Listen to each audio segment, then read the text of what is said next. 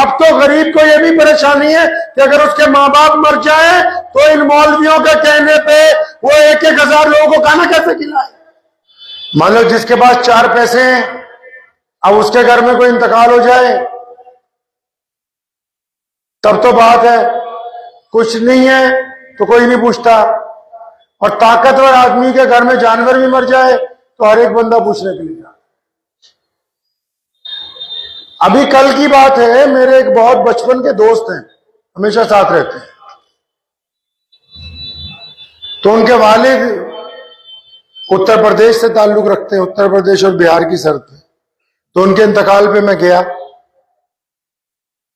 अभी वो कल परसों मुझे कहने लगे कि गांव वाले कह रहे हैं कि अब्बा के इंतकाल के बाद पहली शब बरात है, हर हालत में आना। मैं कहा अच्छा, क्या अब्बा की कब्र के साथ नई कब्र बना के उसमें साथ में लेटा जाएगा? मैं कितना कुरान पढ़ा अब तक बाप के लिए, क्योंकि वो तो पढ़ा नहीं। उनकी हमशीरा को पूछा फोन करके, तूने बेटा कितना कुरान पढ़ा? हो पढ़ा ही नहीं। भी ये सारा ठेका तो मौलवियों को दे दिया है। 2026 आ गई, AI का भी दौर आ गया और यहां फ्रॉड करने वालों का भी नया दौर चल रहा है। प्यारे नबी हज़रत मोहम्मद रसूलुल्लाह कहिए सल्लल्लाहु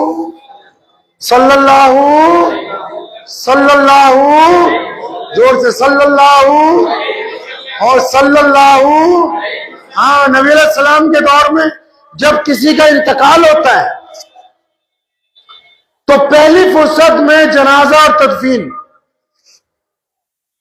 लोग कब्रिस्तान में ताजियत करते हैं, वापिस चले जाते हैं। आज 1450 साल के बाद कई जगह खरबूजे को देख के खरबूजा रंग पड़ गया। एक दफा दिल्ली जाना हुआ तो जनाजे में शिरकत थी। अब जनाजे के बाद जब घर पहुंचे, अब जो दूर से अजीजों अकारिब जाएंगे 200-400 मील से, वो तो वापस घर ही जाएंगे मैयत के, लेकिन वहां तो पता लगा कि इधर जब मैयत उठता है जनाजा तो पहले कोरमा बिरयानी वाले को ऑर्डर दिया जाता है कि वापस 300 लोग आ रहे हैं खाना खाने के लिए। जीना तो मुश्किल था ही गरीब आदमी का, इन गधों ने मरना भी मुश्किल कर रखा।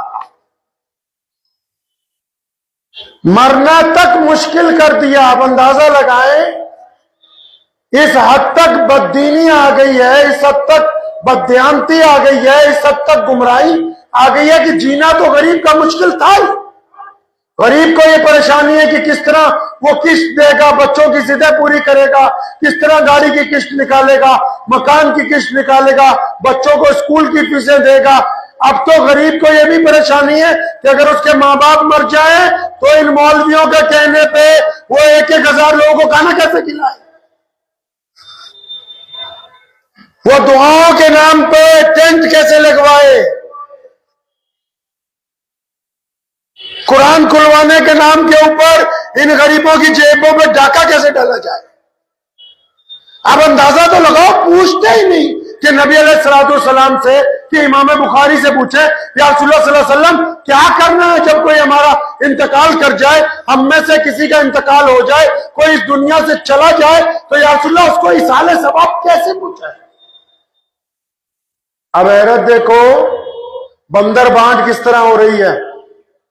अच्छा वाला बंदा किसी मस्जिद में जाता है और जो भी मौलवी है वो किसी एक बच्चे को लाता, बेटा कितने पारे पढ़े? जी 2 पढ़े। अच्छा वो इनको दे दो। और तूने कितने पढ़े? मैंने 2.5 पढ़ा। इनको दे दो। अगर इस तरह पारों की सप्लाई होने लग पड़ी तो फिर नमाजें ना बेचने लगे। किसी और के पढ़े हुए पारे किसी और को सुपुर्द कर दिए जाए, भी तू ही दुआ करा के अपने बाप को बख्शवा ले, फिर तो जितने अमीर कबीर हैं इनके माँ बाप जन्नत में ऊंची चोटियों पर फिरते रहे और जितने गरीब हैं उनके माँ बाप को भी पूछने वाला नहीं।